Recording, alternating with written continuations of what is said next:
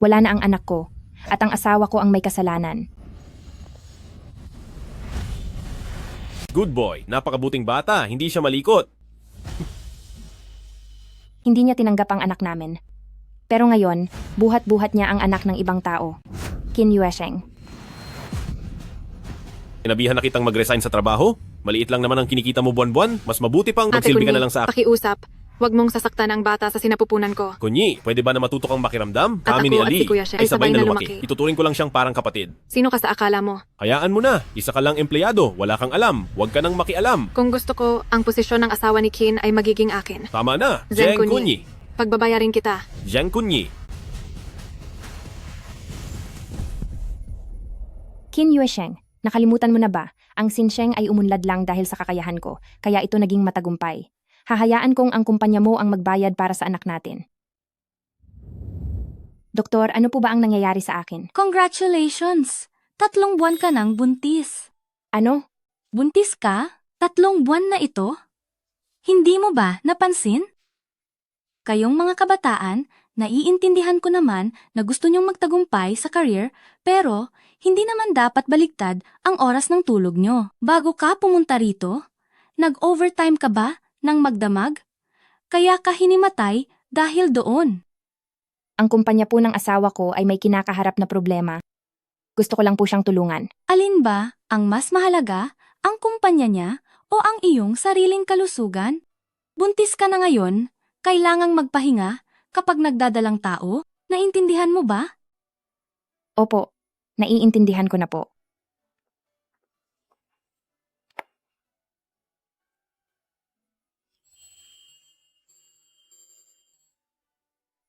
Qin Yuesheng, magkakaroon na tayo ng anak.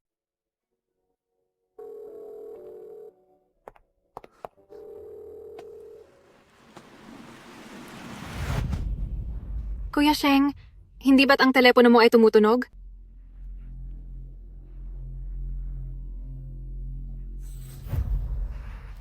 Si Ate Kunyi ba yan at tumatawag para bantayan ka? Kuya Sheng, maski gabi na ay sinasamahan mo pa rin ako para sa check-up. Baka mahirap ipaliwanag kay Ate Kunyi. Mukhang nagiging abala pa ako sa iyo. Ayos lang, huwag mo siyang intindihin. Ang numerong inyong tinatawagan ay kasalukuyang hindi maabot. Kuya Sheng, ang buti mo talaga sa akin. Kung may mangyaring hindi maganda sa bata, hindi ko na alam kung anong gagawin ko. Huwag kang mag-alala, humanap ako para sa iyo ng pinakamagaling na doktor. Sigurado magiging maayos ang iyong panganganak. Maniwala ka sa akin.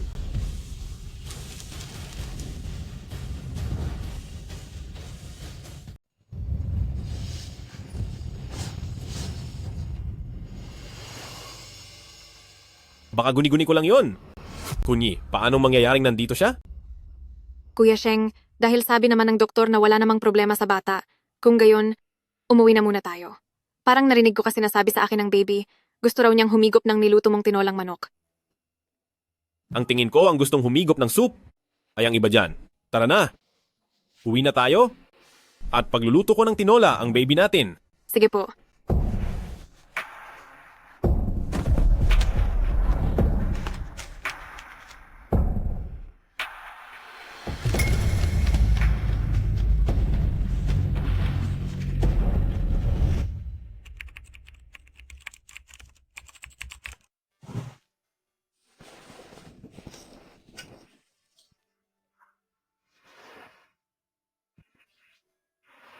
Kunyi, maniwala ka sa akin. Kapag naging malaki na ang kumpanya natin, sisiguraduhin kong mabibigyan kita ng magandang buhay. Opo, naniniwala ako sa'yo. Sana ang patent na ito ay makatulong para maresolba ang problema sa kumpanya ni Yuesheng sa lalong madaling panahon.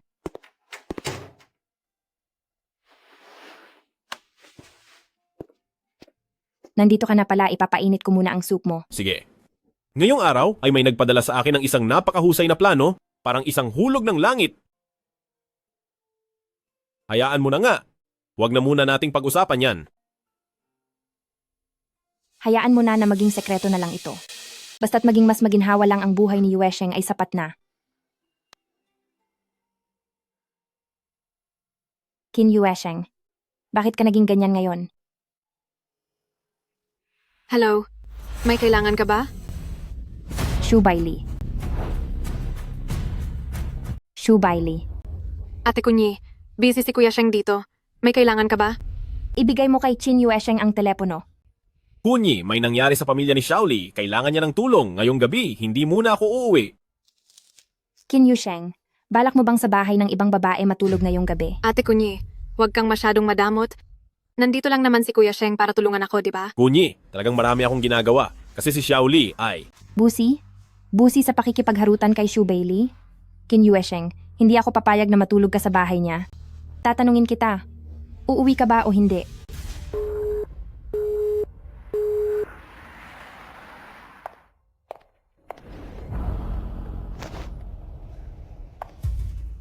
Zheng Kunyi, talagang naglakas loob ka pang pumunta rito. Anong sabi mo? Walang hiya kang babae ka. Sino ang nagpapasok sa iyo rito? Bitiwan mo ako. Anong nangyayari?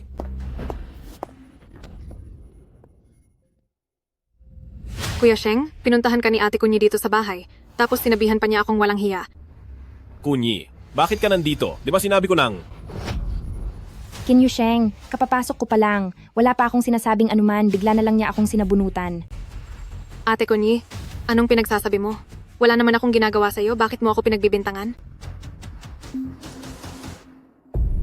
Ano ito?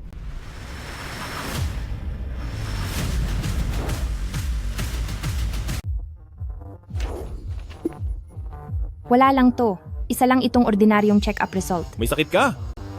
Bakit hindi mo sinabi sa akin? Sabihin sa iyo, hindi at tinawagan naman kita. Sinagot mo ba? Ako? May inasikaso lang ako noon.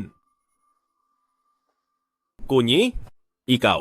Kuya Sheng, ang tutuluyan mong kwarto ay medyo makalat pa. Bakit hindi mo muna ito ayusin? Kunyi, umuwi ka na muna. Si Xiaoli ay hindi mabuti ang pakiramdam. Kailangan niya ng mag-aalaga. Bilang kuya, hindi ko siya pwedeng pabayaan. Tara na.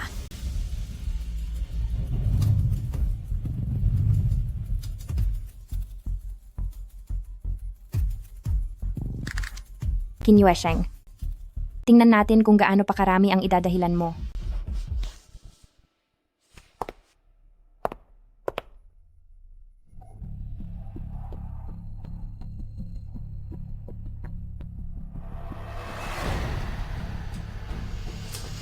Kuya Sheng, napakabuti mo talaga sa akin.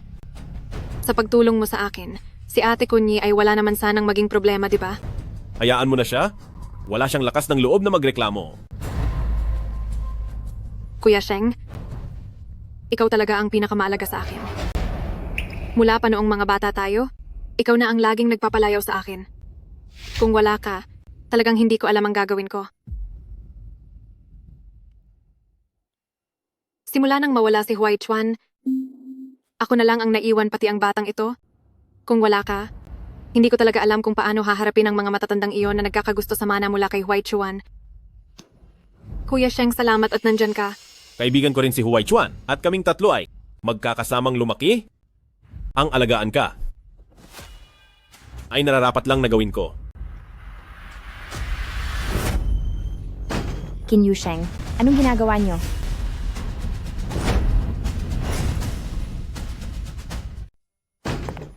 Qin Yuesheng, anong ginagawa niyo? Qin Yusheng, sabi mo gusto niyang tumulong at kailangan niyang manatili rito. Ito ba ang tulong na sinasabi mo? Kunyi, maayos lang kaming nagsasama. Huwag kang masyadong OA. Maayos na pagsasama? Kani-kanina lang magkayakap kayong dalawa. Kung talaga palang umuwi ako, baka naman nakahiga na kayo sa iisang kama. Zeng Kunyi, manahimik ka. Bakit ba ang dumi ng isip mo? Kami ni Xiaoli ay walang anumang ginagawa. Buong araw ka na lang praning. Natutuwa ka ba? Oo nga, Ate Kunyi. Masyadong sensitibo ka naman. Sabay kami ni Kuya Sheng na lumaki mula pagkabata. Ang paghawak sa kamay o pagyakap ay normal lang. Huwag kang masyadong mag-eskandalo. Tumigil ka. Wala kang karapatang magsalita rito. Zeng Kunyi, kailan ka ba titigil? Si Xiaoli ay kapatid ko, pinahihirapan mo siya ng sobra, gumagawa ka ng gulo ng walang dahilan? Ano ba talaga ang gusto mo? Kuya Sheng, kasalanan ko ito. Masyado akong umaasa sa iyo.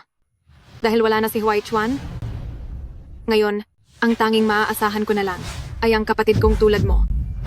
Ate Kunyi, baka iniisip niya na ako ay walang limitasyon. Kung paano kami magkasama ni Xiaoli ay wala kang pakialam. Humingi ka ng tawad kay Xiaoli. Sinasaktan mo ako ng dahil sa kaniya. Zheng Kunyi, araw-araw kang nag-overtime, nawawala na ba ang bait mo? Para sa susunod, na 2 araw, huwag kang pumasok sa opisina, manatili ka sa bahay at mag-isip sa mga nagawa mo. Ngayon ang kritikal na bahagi ng bagong bersyon ng ating proyekto at patitigilin mo ako sa bahay? Oo nga, si Ate Kunyi ay isang empleyado lamang ng ating technical department. Kung wala siya sa kumpanya, wala namang mangyayaring masama. Hamak na empleyado ka lang. Ang kumpanya ay tatakbo pa rin kahit wala ka? Bakit kailangang magpakapagod ng ganyan? Oo nga, Ate Kunyi, nakapasok ka lang naman sa kumpanya dahil lang naman kay Kuya Sheng. Huwag ka nang magpanggap na masipag ka.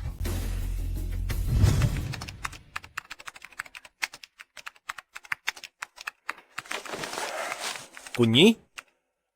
Sa ngayon ay, kulang ang tao sa kumpanya. Maraming pagsubok ang hinaharap natin.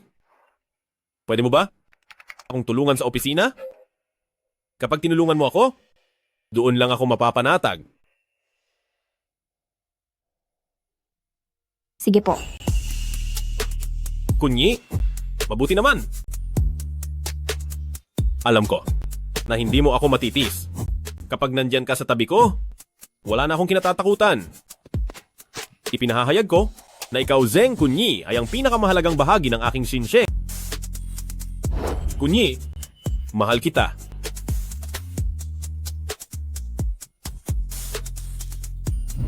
Para hindi ka ma-pressure, patago kong binigay ang mga teknikal na patente ko para maisalba ang Xinsheng. Mag-isang nagtatrabaho na pang 2 tao, nagtiis at hindi nagreklamo. Nagsilbi sa pinakamababang pwesto sa kumpanya, pero sa dulo ay itinuring mo lang na isang hamak na empleyado. Qin Yuesheng, mayroong ka pa bang natitirang konsensya? Masyado kang nagbubulag-bulagan, ibang klase ka rin talaga. Hindi pala ako mahalaga? Sige, Qin Yuesheng. Dahil minamaliit mo ako ng ganito, at sa tingin mo ay isa lamang akong hamak na tao na nakadepende sa'yo. Puwes, maghiwalay na tayo. Mag-divorce na tayo. Anong sinabi mo? Ang sabi ko, mag-divorce na tayo at bibigyan ko kayo ng laya. Ikaw? Zheng Kunyi, bakit ka ba nanggugulo? Pwede bang maging makatwiran ka naman? Kapag iniwan mo ako, paano ka pa mabubuhay ng mag-isa? Zheng Kunyi, hindi ako papayag sa divorce. Maghihiwalay man tayo o hindi, ako ang masusunod. Kunyi, bakit ka naging ganyan ngayon? Noon naman ay, Qin Yuesheng, may kapal ka pa ng mukhang ungkatin ang nakaraan? Kunyi, gusto ko lang naman na humingi ka ng tawad kay Xiaoli. Bakit kailangang maging ganito ang reaksyon mo? Wala akong kasalanan, bakit ako hihingi ng tawad? At bakit mo ako sinaktan? Parurusahan kita. Dahil sa sama ng iyong pananalita. Bagay lang yan sa iyo. Dahil sa panggagawa mo ng kwento tungkol sa amin ni Xiaoli, dapat ka lang talagang humingi ng paumanhin. Qin Yuesheng, hibang ka na. Tama na. Zheng Kunyi, sumama ka sa akin ngayon din para humingi ng tawad kay Xiaoli. Tara na!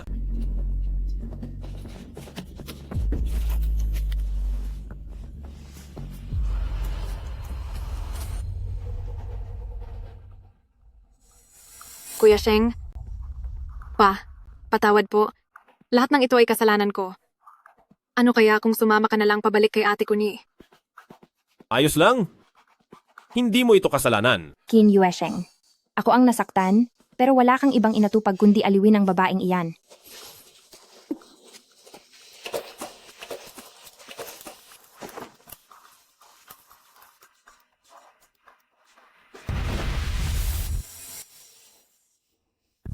Ibig bang sabihin nito? Totoong may dinadala siya sa sinapupunan?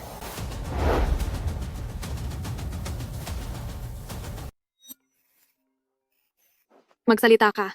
Miss Chu, nasuri na ang lahat. Si Zheng Kunyi ay talagang 3 buwan nang nagdadalang tao. Naiintindihan ko na. Gustong gamitin ni Zheng Kunyi ang batang iyan sa kanyang tiyan para bumawi at patuloy na makipag-ugnayan kay Kuya Sheng.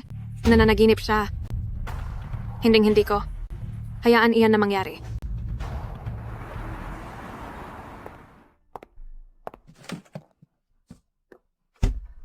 Ate Kunyi, pumasok ka na pala sa trabaho? Magaling ka na ba? Medyo maayos na po. Ate Kunyi, wala ka bang malay? Nitong mga araw na wala ka sa kumpanya, ay mayroon kaming napakalaking balita. Anong balita yan? Halika rito. Si President Kim at si Sekretarya Shu ay may relasyon.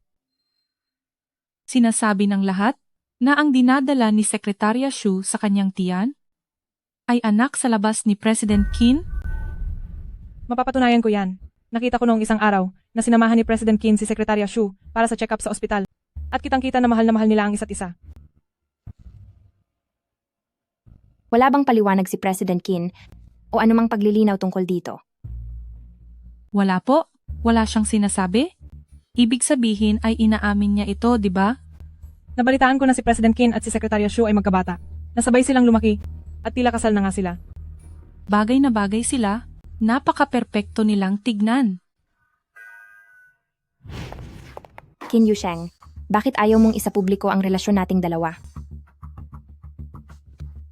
Kunyi, masyadong inosente ang tingin mo sa lahat kapag isinapubliko natin ang relasyon natin ngayon. Sa iyo, sa akin, at para sa kumpanya, ay walang magandang maidudulot iyon.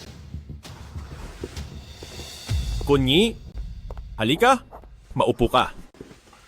Isipin mo naman, ang kumpanya natin ngayon ay nasa mahalagang yugto ng paglago at dapat ang imahe ko ay walang anumang dungis. Ibig mo bang sabihin ay isang dungis lang ako sa iyo? Ang isang batang boss na bigla ang ikinasal at ang asawa ay ang sarili niyang empleyado, isipin mo kung paano pag-uusapan iyan. Siguradong sasabog ang usapan na yan at gagamitin pa iyan ng mga kalaban para gumawa ng kung ano-anong kwento laban sa atin. Pero, totoong nagmamahalan tayo at legal ang kasal natin. Nagmamahalan? Ang tanging makikita ng ibang tao ay isang masamang paraan ng pagkuha ng pabor. Kunyi, sa tingin mo ba ay hindi sasaktan ng mga media ang damdamin mo? Tiyak na pipintasan nila ang bawat kilos mo. Ginagawa ko lang ito para na rin sa ikabubuti mo. Pero, Wala nang pero-pero. Kunyi, kapag naging matagumpay na ako bilang isang iginagalang na tao sa industriya, ay magarbo ko itong ipapaalam sa buong mundo. Ikaw ang tanging asawa ko. naniniwala ako sa iyo. Para sa kinabukasan nating dalawa, handa akong maghintay. Bilis, tingnan nyo, nandito na si Ginang Kim. Bilis, tingnan nyo, nandito na si Ginang Kim. Magandang Sekretarya Shu. araw po. Maupo kayo. Halikayo. Sabay-sabay tayong kumain. Kaya pala, ako lang ang sagabal sa iyo? Ako ang sisira sa imahe mo sa publiko. Samantalang si Shu Bailey ay hindi. Hindi ba? Kaya naman simula pa noong una, ang dapat na itago at ang hindi mo mahal ay ako lang na si Zheng Kunyi.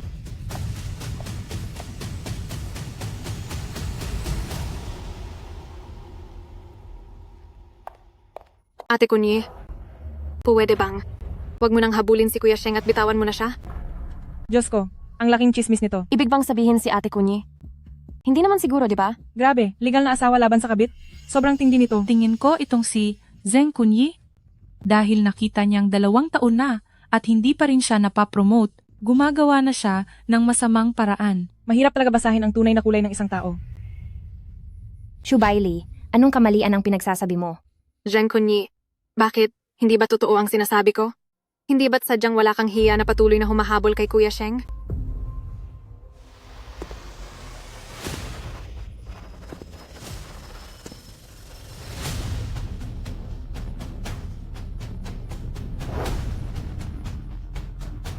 Kuya Yue Sheng,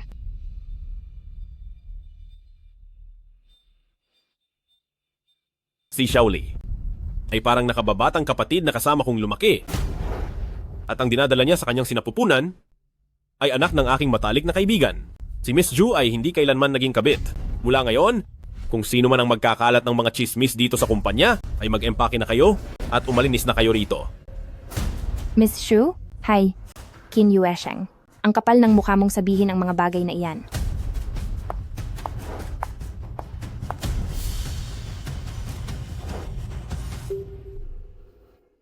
Mukhang naging mali ang pagkakilala natin kay Ate Kunyi. Magsitigil na tayo sa mga pinagsasabi natin. May asawa na pala itong si Secretary Shu. Bakit hinahabol-habol pa rin niya si President Kim? Oo nga, at kung tawagin siyang Mrs. Kim, parang nagmamalaki pa siya. Dahilan para isipin ng lahat na kay President Kim ang batang ito. Magsitigil kayo. Mukhang mahalaga pa rin pala si Zheng Kunyi sa puso ni Kuya Sheng. Kapag nalaman niya na may dinadala si Zheng Kunyi, hindi maaari, wala na akong iba pang natitira. Dapat maging akin lang ang pagiging Mrs. Kim. Zheng Kunyi, pagbabayarin kita.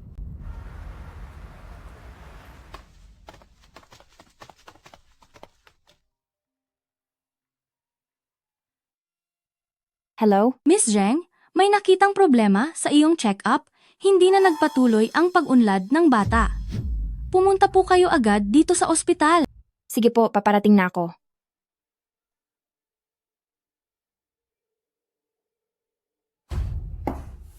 Hindi na kailangang malaman niya. Maghihiwalay na rin naman kami. Ako lang ang dapat managot sa anak ko.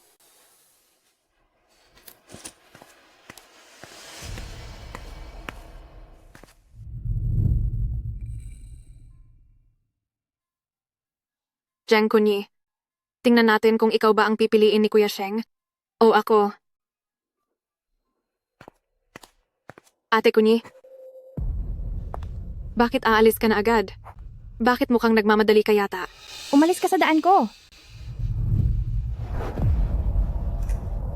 Zheng Kunyi, huwag mong isiping wala akong alam na yang daladala mo ay ang batang bunga ng pagtataksil niyo ni Kuya Sheng. Anong sinabi mo?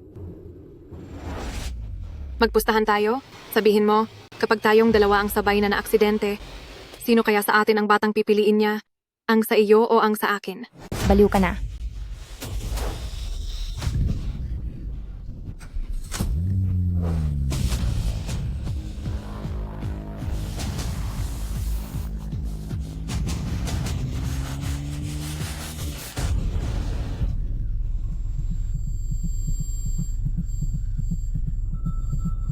Ang bata ko. Ang anak ko. Shu Bailey, nakikiusap ako sa iyo. Iligtas mo ang anak ko. Dalhin mo ako sa ospital. Qin Yuesheng, kahit iwan mo na ako, iligtas mo lang ang anak ko. Pakiusap, tulungan mo ako. Ganoon ba? Huli na ang lahat. Ali! Ali! Ali! Ali, nasaan ka? Ali! Ang bata. Iligtas mo ang bata. Ali! Ali! Ali! Ikaw! Tulungan mo ako. Iligtas mo ang bata. Kunyi, ikaw! Anong nangyayari sa inyo? Sa ospital. Dalhin mo ako sa ospital. Yusheng, iligtas mo ang anak ko. Ito ang kaisa-isang anak namin ni Huai Chuan. Magiging maayos din ang lahat, Ali. Huwag kang mag-alala. Nandito ako, dadalhin kita sa ospital ngayon din. Hindi ko hahayaang may mangyaring masama sa iyo. Kunyi, darating na ang ambulansya. Maghintay ka lang diyan.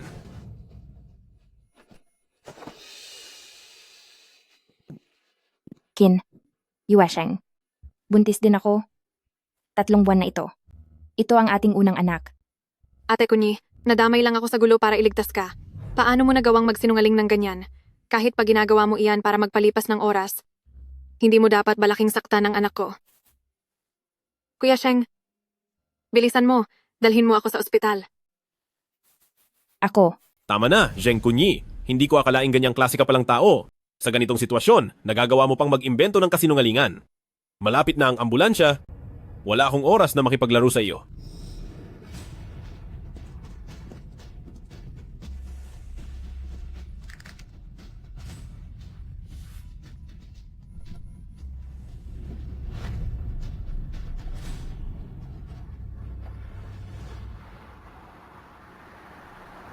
Mrs. Zheng, pasensya na po, nawala po ang bata.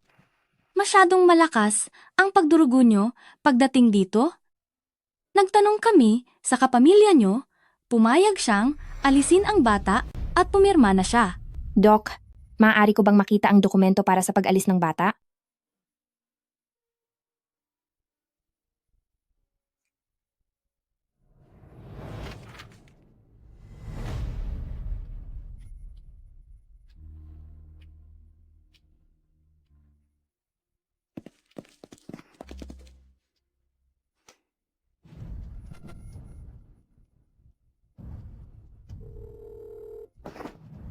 Qin Yuesheng, nasaan ka?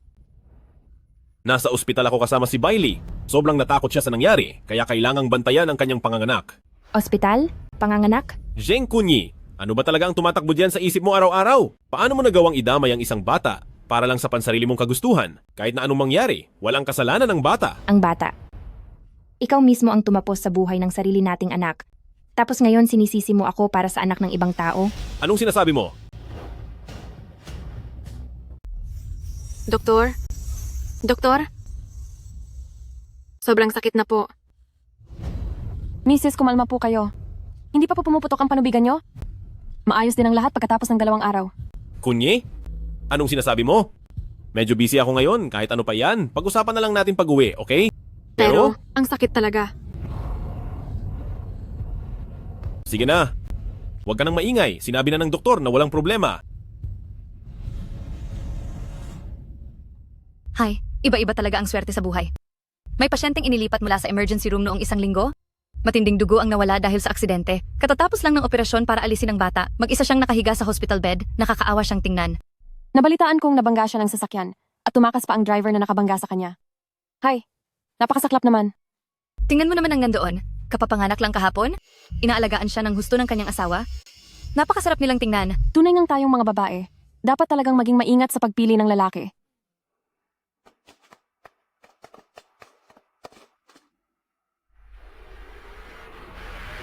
Qin Yuesheng.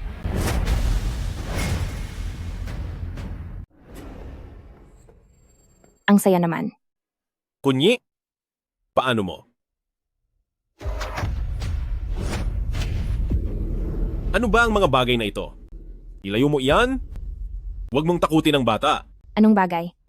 Ito ang anak natin. Ang anak? Natin? Ikaw mismo ang tumapos sa ating anak. Pero nandito ka para pagbintangan ako alang-alang sa anak ng iba. Bata? Bata! Wala akong oras makipaglaro sa iyo. Ang ating anak, 4 na buwan na. Buo na siya. May tibok ng puso. Ramdam ko pa nga na gumagalaw siya, pero nawala na siya. Dahil sa iyo, at sa'yo rin. Kunyi! Ako, Qin Yuesheng. Nag-aalala ka kay Shu Bailey, nag-aalala sa anak ni Shu Bailey, e paano naman ang anak ko? 4 na buwan pa lang siya, pero pinabayaan na agad ng sarili niyang tatay. Kahit hayop hindi sasaktan ng sariling anak. Qin Yuesheng, isa ka talagang walang hiyang hayop. Kuya Sheng, Pinoprotektahan mo ang anak niya. E paano naman ang anak ko? Dapat lang ba siyang mawala? Kunyi, makinig ka sa paliwanag ko. Hindi iyon ang ibig kong sabihin. Qin Yuesheng, ang mga binitawan mong pangako, nakalimutan mo na ba ang lahat? Mayroon pa bang katotohanan sa mga sinasabi mo?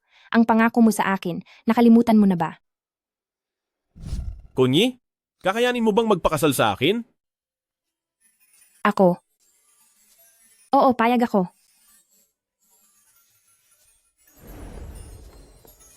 Kunyi, aalagaan kita ng mabuti.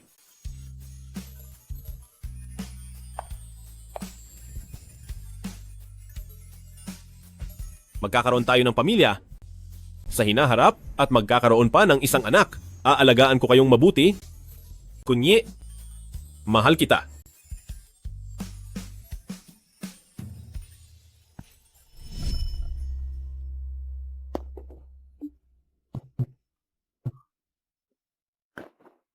Kunyi, ako! Hindi iyon ang ibig kong sabihin! Tama na. Huwag mo nang ituloy. Qin Yuesheng, hindi ko kailangan ng peking awa mo. Ang ugali mong iyan, nakakasuka talaga. Pasensya na, Kunyi. Nagkamali ako. Alam ko nang nagkamali ako. Sawang-sawa na ako. Hanggang dito na lang tayo. Kunyi. Ako. Kung may konsensya ka pa, pakawalan mo na ako. Mag-divorce na tayo.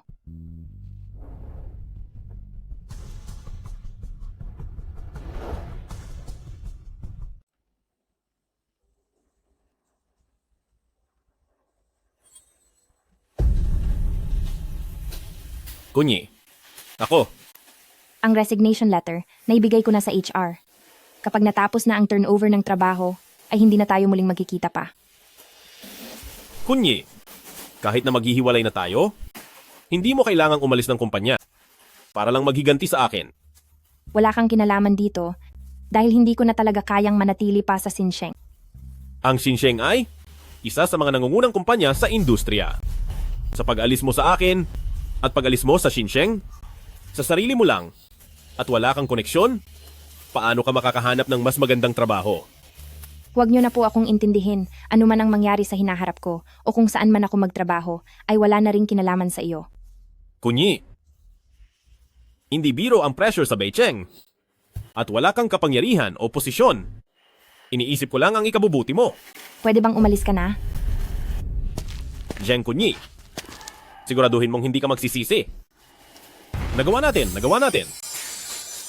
Nagtagumpay tayo. Sa wakas, nalampasan din natin ito. Ang husay ng ginawa ng technical department, ang ginawa ninyong algorithm optimization, ay parang isang milagro. Tapos na ang krisis, ligtas na ang Xinsheng. Mabuhay! At isa pa, ang technical department ay bibigyan natin ng malaking parangal. Ang bawat isa ay makakatanggap ng bonus. Yehey! Mabuhay! Salamat po! Sino kaya ang nakasagot nito? Bakit parang wala akong alam? Hayaan mo na iyan. Isipin na lang natin na kampampi natin ang langit sa pagtulong sa atin. Salamat sa Diyos. Makakatulog na rin ako ng mahimbing. Sige na, balik na sa trabaho, galingan ninyo. Buti na lang kahapon, nakiusap ako kay Guro na bumalik at ayusin ang problemang ito. Mukhang ang Xinsheng ay totoong nakalampas na sa krisis. Dahil dito ay makakahinga na ng maluwag si Yuesheng. Ang galing.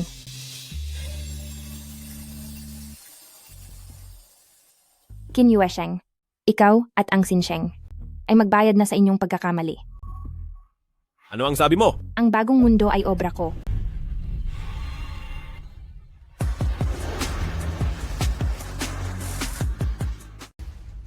Kunyi, anong sinasabi mo? Malinaw na ang bagong mundo ay kay. Manatili ka na lang nahangal. Wala na akong panahong makipag-usap sa iyo. Ikaw.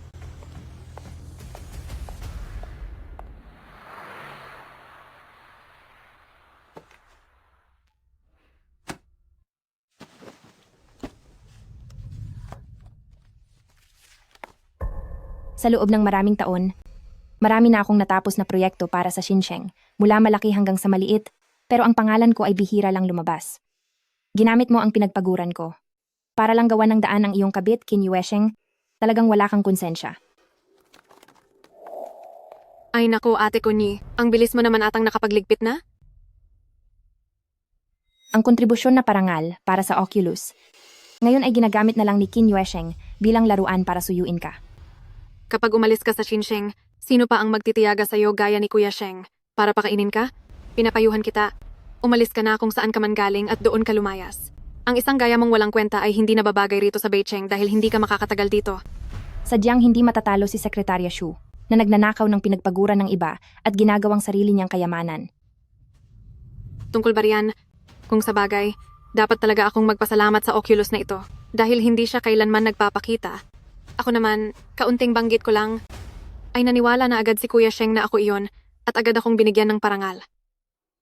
Shu Bailey, linlangin mo na ang lahat ng tao, wag lang ang sarili mo. Ang pag-aari ko, hinding-hindi makukuha ng kahit sino. Huwag kang magpanggap dyan. Wala ka man, lalong uunlad ang Xinsheng Group. Pag-aari mo, wala na itong kahit katiting na kinalaman sa iyo.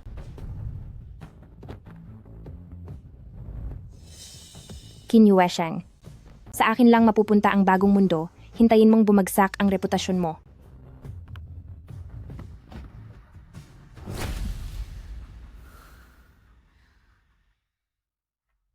Sir President Qin, ayos na po ang lahat ayon sa inyong utos. Titingnan ko lang kung sinong taga Beicheng ang tatanggap. Sa isang technician na bulok ang pangalan. Dahil dito, tila mahihirapan na si Miss Zheng na makahanap ng trabaho sa Beicheng. Sa kaunti niyang kakayahan. Wala siyang kapital o talino, bukod sa pag-code ay wala na siyang alam gawin. Ang pag-iwan sa akin ang pinakamaling desisyon niya. Kunyi. Hintayin ko ang araw. Nababalik kang umiiyak at nagmamakaawa sa akin.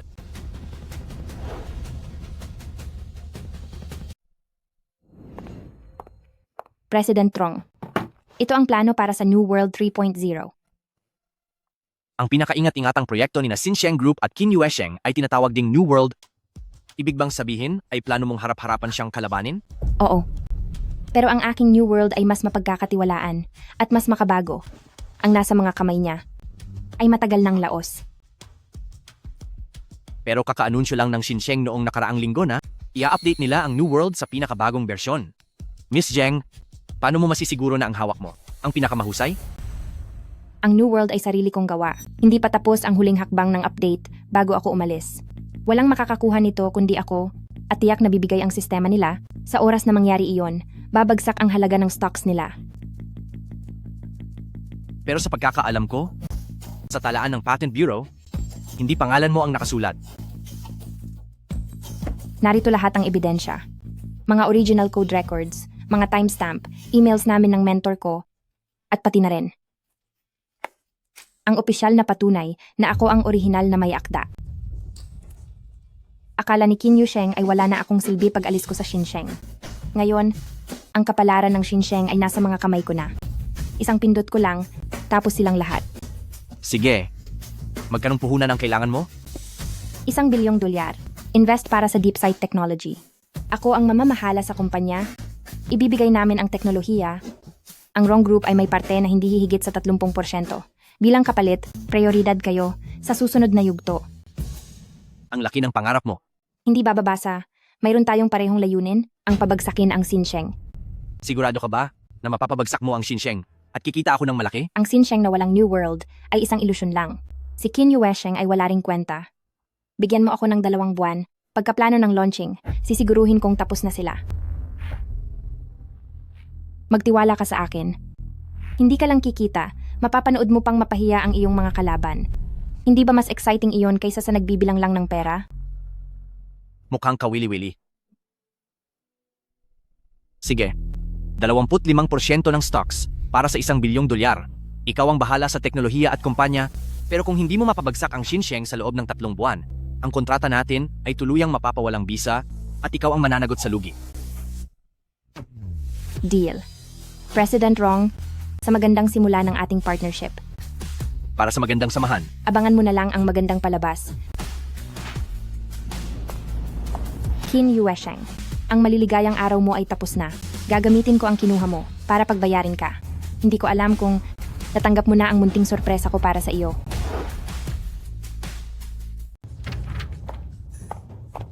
Kuya Sheng, may malaking problema. Nag-crash ang New World 3.0 at nagkandaloko-loko na ang lahat ng data. Ano?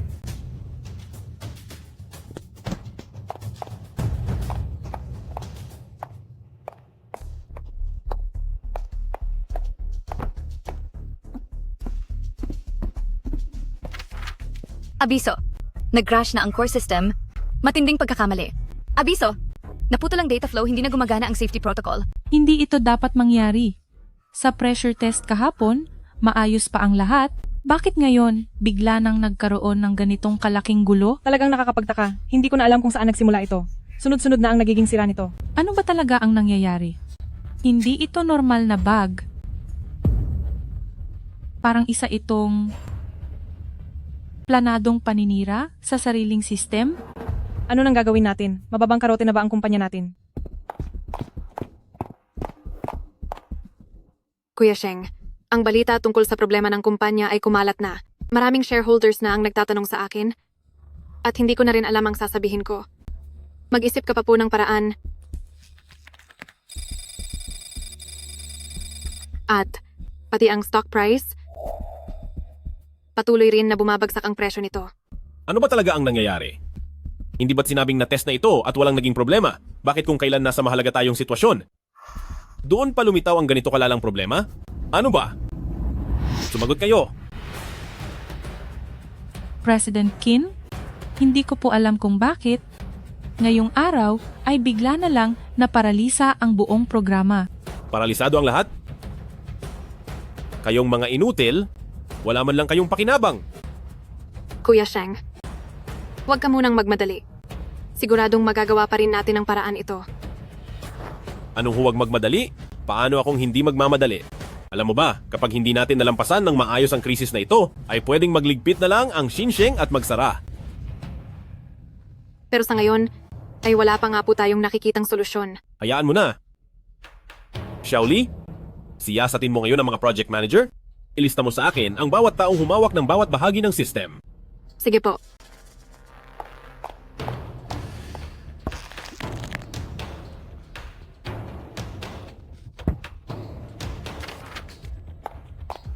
Kuya Sheng, nahanap ko na. Ang bahaging nagkaproblema sa kumpanya ay ang dati pong hawak ni Zheng Kunyi. Bago siya umalis, ginalaw niya ang system natin. Zheng Kunyi? Huwag mo nga akong lokohin.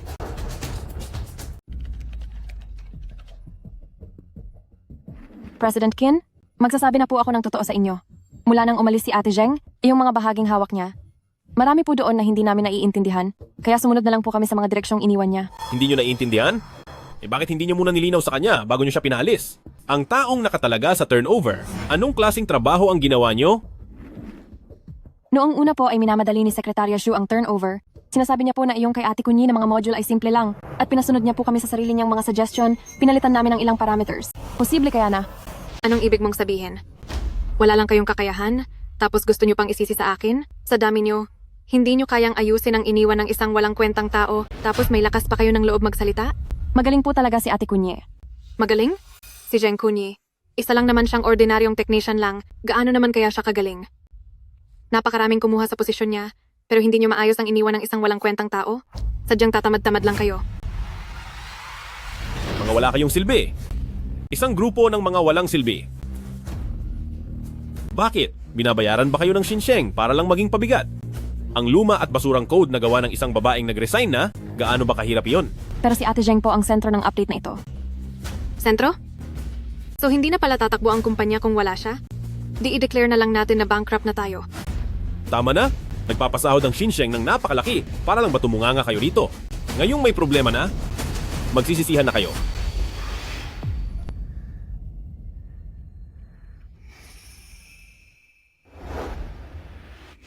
Bailey, ang unang version ng New World, hindi ba ikaw ang nagbigay noon sa akin? Siguradong alam mo kung paano ito aayusin, hindi ba? Ang ganitong sinasadyang pinsala, hindi ko ito magagawan ng paraan sa maikling panahon. Ikaw talaga. Ako po, kailangan ko pang suyuin ang mga shareholder, aalis na muna ako. Hayop ka talaga.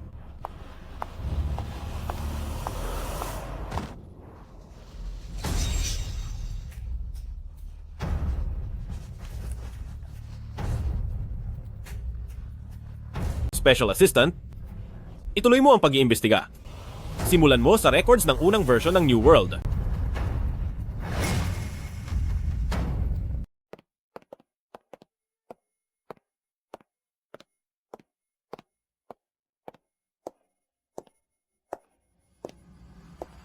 Zheng Kunyi? May kapal na pa ang mukha mo na humarap sa akin? Huwag ka nang magpanggap. Ang sistema ng bagong mundo ay nag-crash sa mismong bahagi na hawak mo. Mayroon ka bang hinanakit sa kumpanya? Kaya sinadya mong sirain ito? Ano bang pinagsasabi mo riyan? Zheng Kunyi, napakasama ng ugali mo. Hindi mo ba alam? Kung gaano kalaki ang nawala sa kumpanya dahil dito? Daan-daang milyong dolyar yon. Ngayon ay bagsak na ang stocks. Masaya ka na ba? President Qin, ang resignation papers ko ay ikaw mismo ang pumirma. Ang mga tungkulin ko sa trabaho ay tapos na lahat. Kung bumagsak man ang kumpanya, problema nyo na iyon. Ano bang kinalaman ko riyan? Huwag kang sumigaw sa akin. Sige. Kahit sabihin nating hindi mo sinadya, emergency ang sitwasyon ngayon, ikaw lang ang nakakaalam ng code sa bahaging iyon. Kaya naman, kailangan mong bumalik sa Xinsheng para ayusin ito. Ano? Kunyi, alang-alang sa nakaraan natin, bibigyan kita ng pagkakataon. Bumalik ka na, tungkol naman sa sahod, itataas ko iyon ng 30%. President Qin, ang yabang mong umasta, nakakasuka ka talaga. Sa totoo lang, ang Xinsheng at ikaw, pareho kayong walang kwenta sa paningin ko. Zheng Kunyi, ang Xinsheng ay nasa bingit na ng pagkagunaw. Bakit ang manhid mo? Ako pa ang manhid? Umalis na ako sa kumpanya. Wala na akong paki sa mangyayari rito. Umalis? Kung wala ang Xinsheng, ano ka sa tingin mo? Sa industriyang ito, alam ng lahat na natanggal ka dahil sa masamang gawain mo. Sira na ang pangalan mo? At ako lang, ang may malasakit na tumulong sa iyo? Huwag kang masyadong mataas. Ang Xinsheng nyo ay hindi kailanman papantay sa akin. Ano? Mula ngayon, tawagin mo na akong President Zheng. President Zheng? May sariling kumpanya ka na. Pasensya na sa tanong. Pero ano ang itinayo mo? Isang laundry shop o kaya ay barbecue grill? Bahala ka kung maniniwala ka o hindi. Wala akong obligasyon na magpaliwanag sa iyo.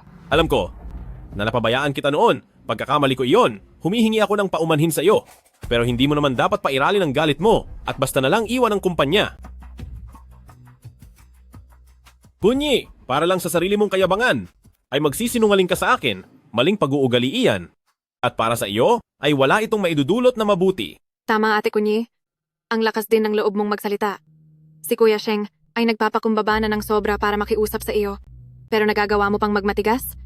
At sinasadya mo pang gumamit ng kasinungalingan para lokohin si Kuya Sheng, ganoon ba? Totoo ang lahat ng sinasabi ko. Bahala na kayo kung maniniwala kayo o hindi. Ate Kunyi, ngayong nahaharap ang Xinsheng sa malaking problema, hahalos mo bang papanuorin na lang na ang maraming taong pinaghirapan ni Kuya Sheng ay masira mo lang? Ano namang pakialam ko? Hindi ba sabi mo ikaw ang Oculus? Bakit hindi ikaw ang mag-ayos? O baka naman talaga wala kang alam? Ikaw. Ate Kunyi, sa isang teknikal na tauhan, nagaya mo na walang maayos na asal, saan ka pa kaya makakahanap ng trabaho? O baka naman, nakahanap ka ng malakas na kakampi? Shubaili, huwag niyo nang pag-abalahan ng patutunguhan ko. Zheng Kunyi, sino ang nagbigay sa iyo ng karapatang magsalita ng ganyan tungkol kay Xiaoli? Qin Yusheng, nababaliw ka na. Tuturuan talaga kita ng leksyon. Sariling kumpanya? Napakalaking biro. Alam mo ba kung gaano kalaking pera ang kailangan sa isang kumpanya at kung gaano karaming papeles ang dapat ayusin? Ate Kunyi, tingin ko ay nagkakaroon ka lang ng maling hinala. Nabanggit ko lang iyon nang walang mali siya kanina. Sa loob ng maikling panahon, bukod sa pagsandig sa kung sinong lalaki, kung sa sarili lang niya aasa, paano siya magtatagumpay? Umaasa ako sa sarili ko. Hindi ako gaya ng iba dyan, na parang mga peste na umaasa lang sa iba. At lalong hindi gaya ng iba, na kahit naubos na ang lahat sa kanila, ay nagagawa pa ring maging mayabang. Sa sarili mo? Zheng Kunyi, sa tingin ko talaga ay may ibang lalaki ka na. Pinagtataksilan mo ako. Grabe, akalain mong mukhang matino ang taong ito, pero nagagawa pala ang ganoong bagay. Gusto lang niyang humanap ng mabilisang paraan. Dahil sa mga katulad niya kaya nasisira ang imahe ng ating industriya. Bakit ganyan ang taong iyan? Salot talaga siya sa trabahong ito. Paanong hinayaan ang mga ganyang klase ng tao na pumasok sa pagtitipon na ito? Palabasin siya. Alis! Qin Yusheng, ngayon ang press launch ng DeepSight Technology. Wala akong oras na makipag-away sa iyo rito. Alam mo ba kung nasaan ka? Zheng Kunyi, pinapayuhan kita? Huwag ka nang mangarap dahil ang DeepSight Technology ay hindi para sa katulad mo. Ate Kunyi, sa totoo lang, hindi mo rin pwedeng sisihin si Kuya Sheng dahil maliban sa maganda mong mukha, ano pa ba ang meron ka? Wala kang pera at walang kakayahan? Kaya aasa ka na lang ba sa mga lalaki? Dati, hindi ba ginamit mo ako para lang makapasok sa Xinsheng? Ginamit kita? Qin Yusheng.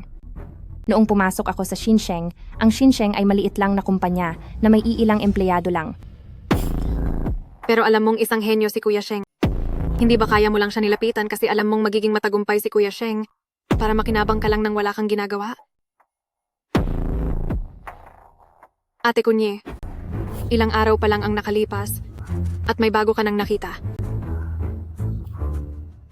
Siguro, ang dinadala mo ngayon ay hindi anak ni Kuya Sheng, kundi sa ibang lalaki? Shubaili, subukan mong sabihin yan ulit. Zheng Kunyi, matapos ang lahat ng masamang ginawa mo, may kapal ka pa ng mukha na sumigaw sa iba? Qin Yusheng, dahil lang sa babaeng yan, sasabihan mo ako ng ganyan? Maging ang sarili mong anak, hindi mo nakikilalanin? May punto si Xiaoli. Sinong makakasigurong ako talaga ang ama niyan? Ate Kunyi, pagkatapos ng diborsyo, ang laki ng nakuha mong pera. Kung iisipin, Kuya Sheng, kawawa naman dahil siya ang sumasalo ng dumi ng iba. Zhu Bailey, manahimik ka kung ayaw mong pagbayaran ito. Tulungan mo ako, Kuya Sheng. Qin Yuesheng, gusto mo rin bang pagbayarin kita? Tama na! Zheng Kunyi.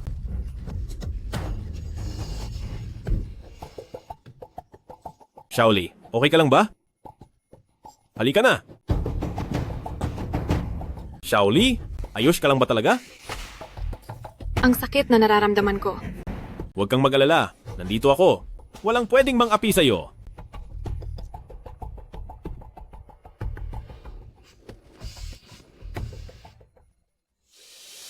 Tigil. Sinong nagsabi na pwede kang mag-iskandalo rito?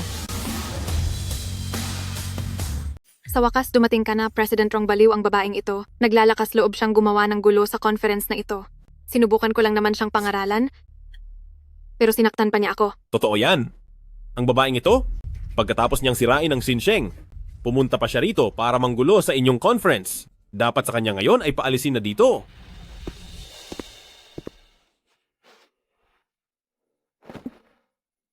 Okay ka lang ba? Maayos lang ako. President Chin, sa harap ko mismo, ay pinararatangan niyo ang partner ko. Hindi niyo ba kinikilala si Wrong Group at ang kakayahan niya? Partner sa negosyo? Siya na isang hamak na tinanggal sa Xinsheng na technician? Paano naging partner niyo siya? Baka naman gumamit siya ng kung anong maruming paraan? President Qin, ang conference na ito ay hindi isang perya. Hindi namin kailangan ng mga taong kasing baba ng clown dito. Kung manggugulo ka lang, layas na ngayon din. Qin Yuesheng, sa tingin ko ang dapat lumayas dito ay kayong dalawa.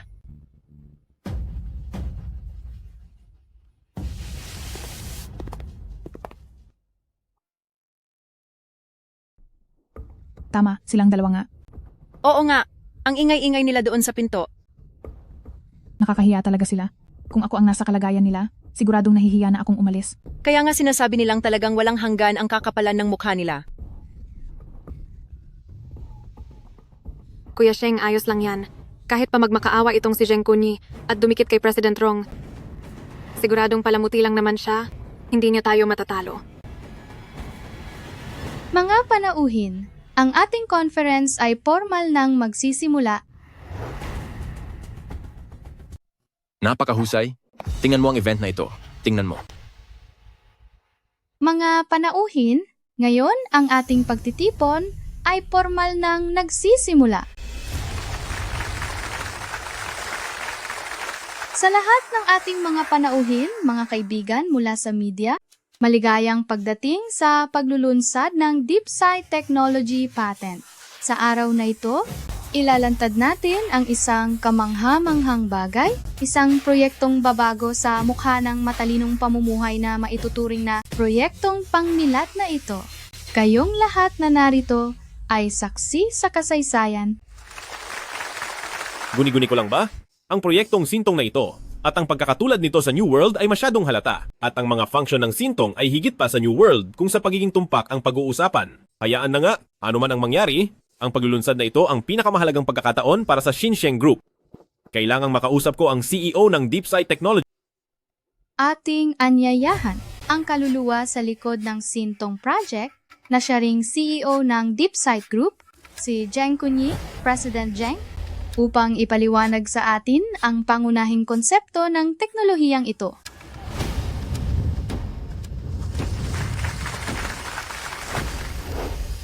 Si Zheng Kunyi? Imposible. Paanong si Zheng Kunyi iyan? Ang mangmang na iyon na marunong lang mag-code. Hindi maaari, baka kapangalan lang. Masyado lang akong nag-iisip. Paanong si Kunyi ang mamumuno sa napakalaking proyektong ito? Maligayang pagdating sa lahat sa paglulunsad ng DeepSight Technology. Ako ang inyong tagapagsalita, Zheng Kunyi. Zheng Kun? Yi? Hindi nga pala nagsisinungaling sa akin si Kunyi. Mula ngayon, tawagin mo akong President Zheng. Hindi mo inaasahan, hindi ba, Qin Yuesheng? Ang dating minamaliit mo na empleyado lamang at ang sabi mo'y walang patutunguhan kapag iniwan ka. Heto, ako ngayon at nakatayo sa mas mataas na posisyon kaysa sa iyo para maglabas ng mas respetadong patent. Huwag kang magmadali. Hindi pa ito tapos. Sisiguraduhin ko na kayong dalawa ni Shu Bailey ay magbabayad ng mahal.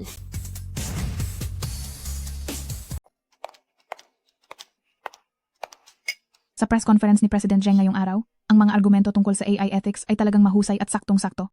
Sa narinig ko, parang gusto ko pang mag-invest ng mas malaking pera. Proyekto ito sa pakikipagtulungan kay Wrong Group. Balita ko. 9 ang puhunan para sa hardware. Hindi pa kasama dito ang mga hindi nakikitang gastos. Ang kalidad ng proyektong ito ay hindi na kailangan pang sabihin, siguradong malaki ang kikitain.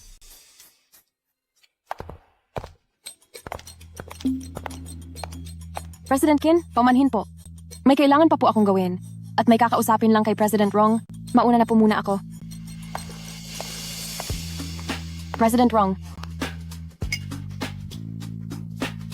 Narito rin pala si President Qin ng Xinsheng. Narinig ko ang sabi-sabi mula sa Xinsheng na ang bagong upgraded version ng New World ay nagkaroon ng malaking problema nitong mga nakaraang araw. Bumagsak na rin ang presyo ng stocks nito ng ilang puntos. Nang lumabas ang Sintong, at dahil sa New World ay pareho sila ng direksyon sa research, lahat ng serbisyo nila ay mas higit sa Xinsheng. Mukhang ang Xinsheng sa pagkakataong ito ay tuluyan na talagang babagsak. Ang kumpanyang walang matatag na pundasyon ay talagang ganyan. Madaling umangat, pero madali ring bumagsak. Normal lang na maglaho ito ng mabilis.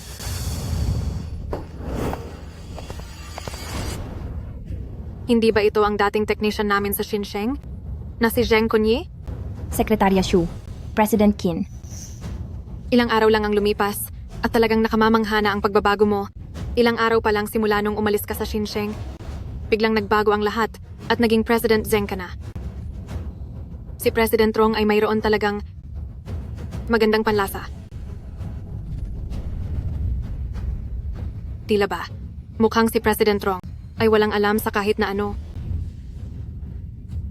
May kailangan ka ba? Umalis ka na kung wala. Huwag ka namang masyadong seryoso.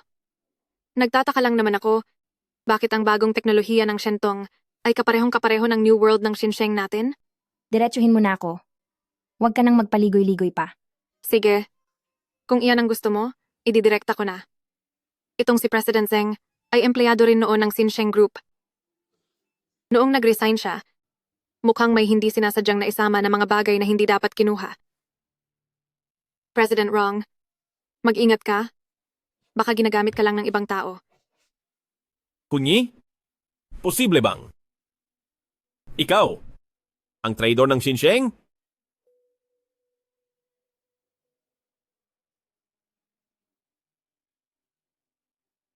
Shu Bailey. Hanggang ngayon ay gumagamit ka pa rin ng maduming paraan para manira ng puri ng iba. Anong ibig mong sabihin? Alam ko na. Hindi siguro maipaliwanag ni President Zheng, kaya naman napahiya siya at nagsimulang magalit. At inatake na lang ako gamit ang mga salita? Kunyi, ang New World ay bunga ng pagsisikap ng lahat ng empleyado ng Xinsheng. Hindi ko papayagang kunin mo ito para lang mapakinabangan ng iba. Huwag kang maging ganyan kawalang hiya.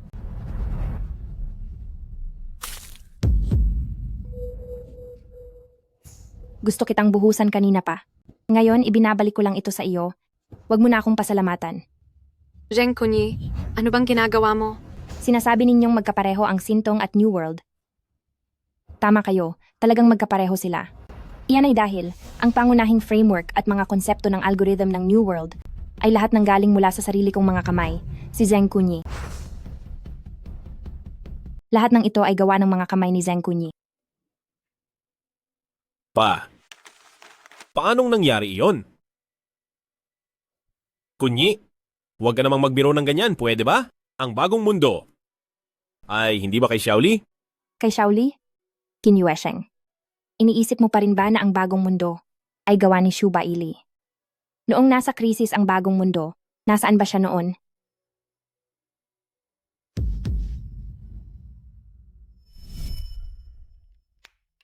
President Qin, pinapatingnan niyo po sa akin ang mga nakaraang record?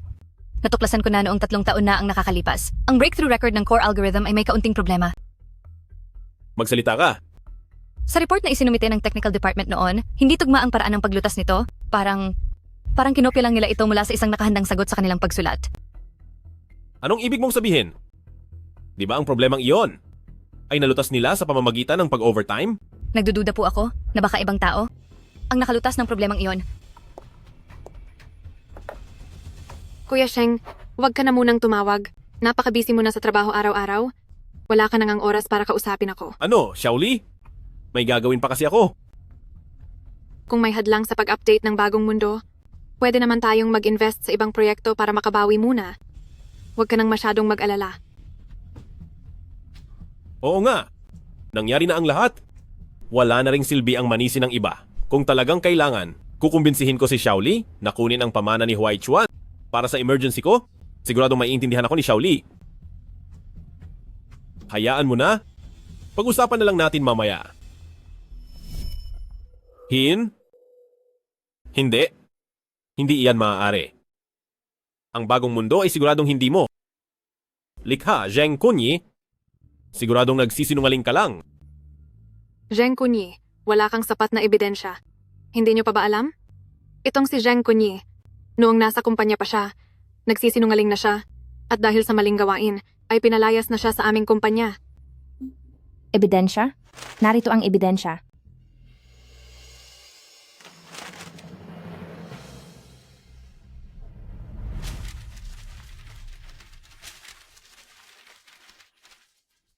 Imulat nyo ang mga mata nyo at tingnan ng mabuti. Ito ang ebidensyang hinahanap nyo.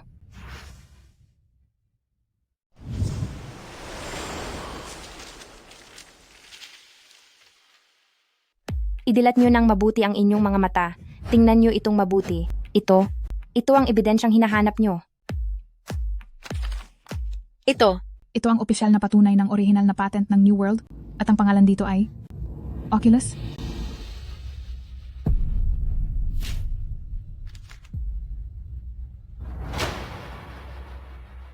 ang pinakabatang nanalo ng Youth Science and Technology Award. Diyos ko, si President Zheng pala ay ang misteryosong Oculus na iyon? Qin Yuesheng, sa loob ng maraming taon, ibinuhos ko ang lahat para sa Xinsheng, pero anong ibinalik mo sa akin? Inagaw mo ang aking pinaghirapan, ibinigay mo ito sa iyong team, at ginamit mo ang gawa ko, para lang pasikatin ang iyong babae. Qin Yuesheng, ikaw ang taong pinakawalang hiya at pinakawalang utang na loob sa mundo. Grabe, ganito pala siyang klaseng tao. Tapos kani-kanina lang ay pinag-uusapan pa nila ang iba? Napakarumi ng kanilang ugali. Kaya tingin nila sa iba ay marumi rin. Nakakabahala ang panahon ngayon. Kahit ang manloloko at ang kanyang kabit ay nakaka-attend na ng ganitong press conference. Nakakadiri, kapag kasama ko sila, nararamdaman ko ang dumi sa aking sarili. Sa lahat ng aking mga gawa, ang bawat linya ng code ay mayroong Oculus watermark. Kung pipiliin kong bawiin ang lahat ng ito, hulaan mo, sa Xinsheng ay ilan na lang kayang patent ang maiiwang kapakipakinabang. Sandali lang. Hindi. Hindi ito maaari. Hindi ito totoo. Hindi pwedeng ikaw si Oculus. Xiaoli, hindi ba sabi mo, ikaw ang Oculus? Bakit ganito? Ikaw, ano ang patunay mo? Na ikaw talaga si Oculus? Ito ang mga screenshots ng email ni Kunyi. Nandito ang kanyang mga anonymous na ipinadalang mensahe sa Xinsheng, pati na ang mga record ng pag-uusap nila ni tagapagturo noong panahon ng New World version 2. Ang mga ito ba, sapat na para maging ebidensya?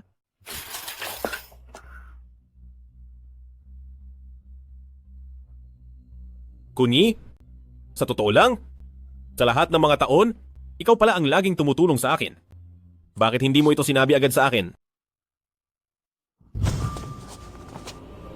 Qin Yuesheng, sa loob ng maraming taon, ang pinakauuna ng pinagsisisihan kong ginawa ay ang pinili kong makisama sa isang walang utang na loob na taong gaya mo. President Qin, ang New World mula simula hanggang dulo ay likha ni Kunyi. Kasama ang mahigit 10 malaki at maliit na mga patent, dapat mo na itong ibalik sa totoong nagmamay-ari. Hindi. Hindi. Hindi. Hindi. Xiaoli. Hindi ba't nasa kay Huai Chuan pa ang ilang 10 milyong dolyar?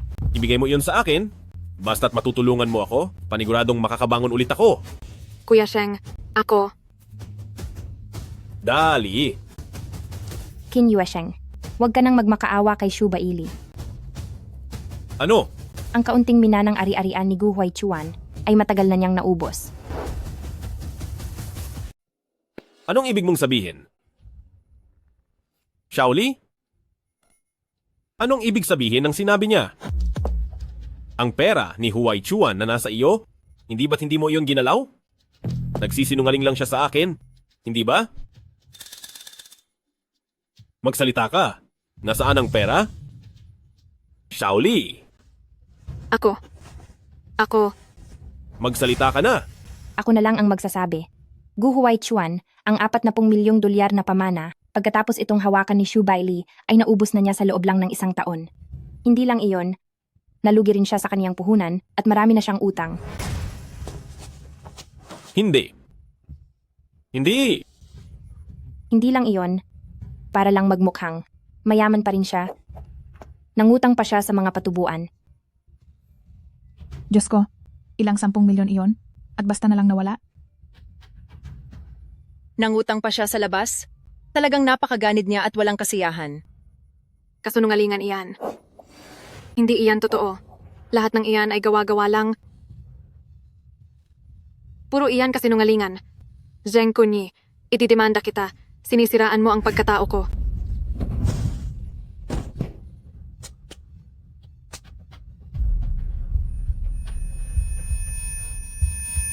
Qin Yusheng, hawak ko ang mga konkretong ebidensya. Gusto mo pa bang makita ang mga ito?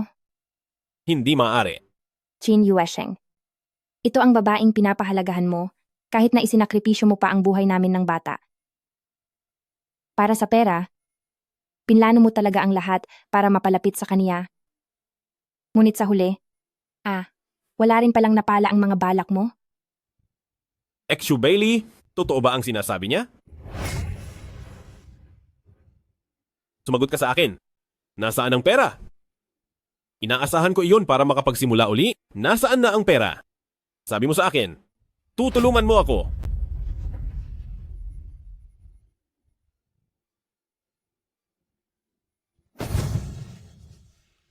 Niloko mo lang pala ako sa lahat ng oras na ito. Gusto mo lang din palang gumamit ng ibang tao para yumaman? Tama ba? Oo. Inubos ko ang lahat. May problema ka ba doon?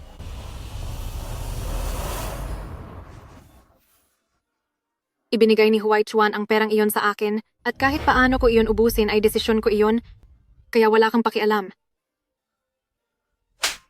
Wala kang hiya. Yusheng, at ang lakas ng loob mong saktan ako? Sa tingin mo ba, sino ka sa tingin mo? Nabubuhay ka lang naman dahil sa tulong ni Zheng Kunyi, isa ka lang namang walang silbi. Tumahimik ka. Bakit? May mali ba sa sinabi ko? Kung hindi dahil kay Xinsheng Group na may silbi pa. Sa tingin mo ba isasama ko si Hao Hao para magpakumbaba at suyuin ka? Nananaginip ka ng gising. Ikaw.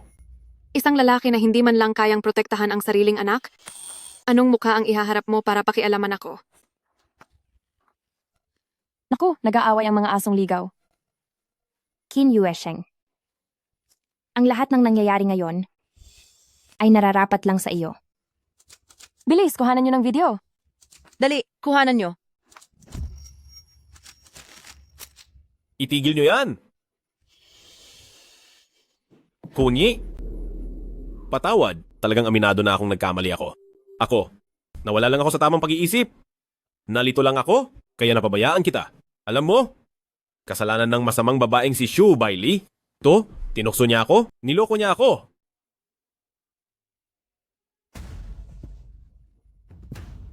Kunyi, alam kong mahal mo pa ako. Hindi ba? Napakaraming taon nating nagsama at marami rin tayong magagandang alaala. Mabibigyan mo pa ba ako ng isa pang pagkakataon? Kunyi, natatandaan mo pa ba? 5 taon na ang nakakalipas doon sa inuupahan nating kwarto. Sinabi mo na siguradong magtatagumpay ako at sinabi mo ring mamahalin mo ako habang buhay.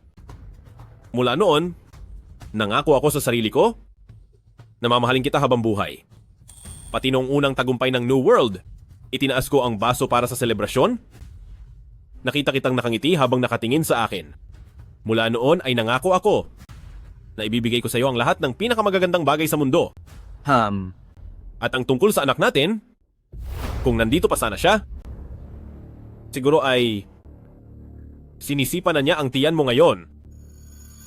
Kunyi, ipinapangako ko, nagugulin ko ang natitirang bahagi ng buhay ko para pawiin ang pagkukulang ko sa iyo. Ano man ang gusto mo? Ibibigay ko? Patawarin mo lang ako. Qin Yuesheng. Napakalinaw pa pala ng memorya mo. Sayang nga lang, baliktad ang lahat ng natandaan mo. Napakahusay pala ng memorya mo, pero sayang, baliktad ang lahat ng naaalala mo.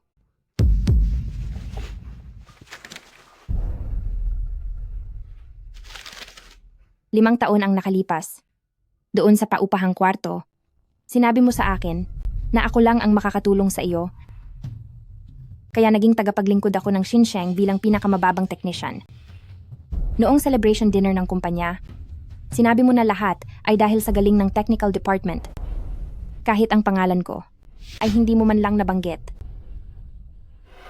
Pati ang anak natin, wala kang karapatang banggitin siya. Sa dokumentong para alisin ng bata, nakalagay pa doon ang buong pangalan mo, Qin Yuesheng. Paano nangyari iyon?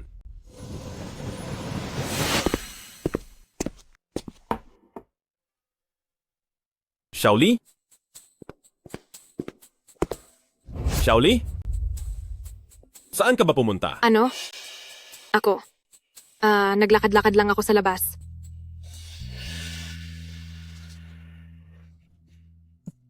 Kunyi! Hindi ako ang pumirma doon? Kunyi, makinig ka muna sa paliwanag ko. Pumirma ka man o hindi, anong halaga pa noon? Dahil sa akin, kaya nawala ang anak natin. Tapos na? Tapos na ang lahat. Sino ang si Qin Yuesheng?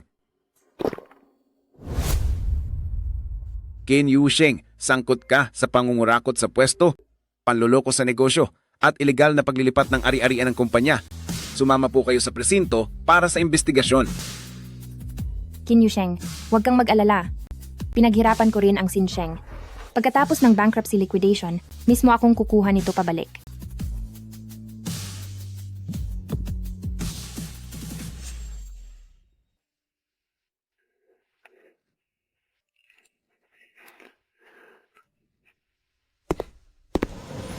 Bebe Shu Bailey, sangkot kayo sa malaking panluloko sa pera, pag-udyok sa krimen, at iba pang posibleng problema sa ekonomiya, kailangan nyo rin pong sumama sa amin.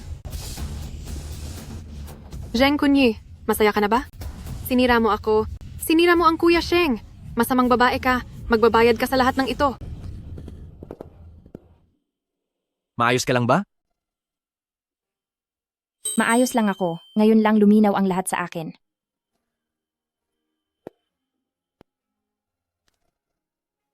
Kung gayon, isipin na lang natin na nakapanood tayo ng isang nakakatawang palabas. Ipagpatuloy natin ang party.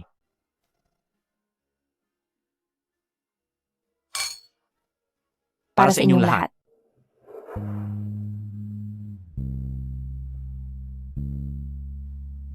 Qin Yuesheng, Shu Bailey, nandito na ang inyong kabayaran.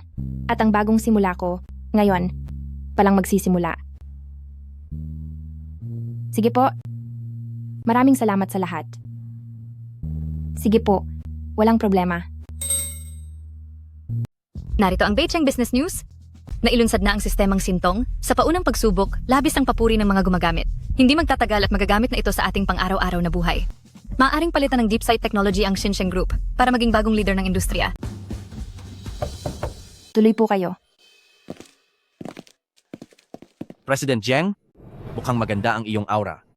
Tila ang bagong pinuno ng Shentong ay mabilis na nakaka-adjust. Salamat sa tulong ni President Rong at dahil na rin sa magaling na team. Opo. Tapos na ang pag-aayos sa pagkalugi ng Xinsheng na sentensyahan ng 5 taon si Qin Yuesheng at kinuha na ang kanyang mga ari-arian. Ganoon din ang nangyari kay Shu Bailey. Paglabas niya, kailangan pa rin niyang bayaran ang kanyang mga utang. Ang batang iyon naman ay kinuha na ng kanyang mga malayong kamag-anak. Naintindihan ko. Parang hindi ka man lang nagulat, naaabot si Qin Yuesheng sa ganitong sitwasyon.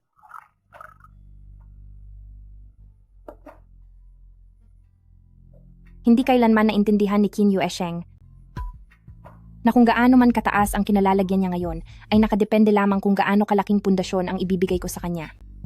Mismo ang kanyang sariling mga kamay ang sumira sa pundasyong iyon, kaya asahan ng babagsak talaga siya. Balita ko, sinabi raw ni Qin Yuesheng habang nasa korte na ang pinakamalaking pagsisisi niya ay ang hindi pagkilala agad na ikaw pala si Oculus. Hindi iyon ang tunay niyang pinagsisisihan. Nagsisisi siya dahil nawalan siya ng isang taong nagbibigay sa kanya ng kapangyarihan. Isang taong gagamitin lang niya ng walang kapalit. Anong balak mong gawin pagkatapos nito? Kapag maayos na ang lahat para sa sistemang Sintong, gusto ko munang magbakasyon.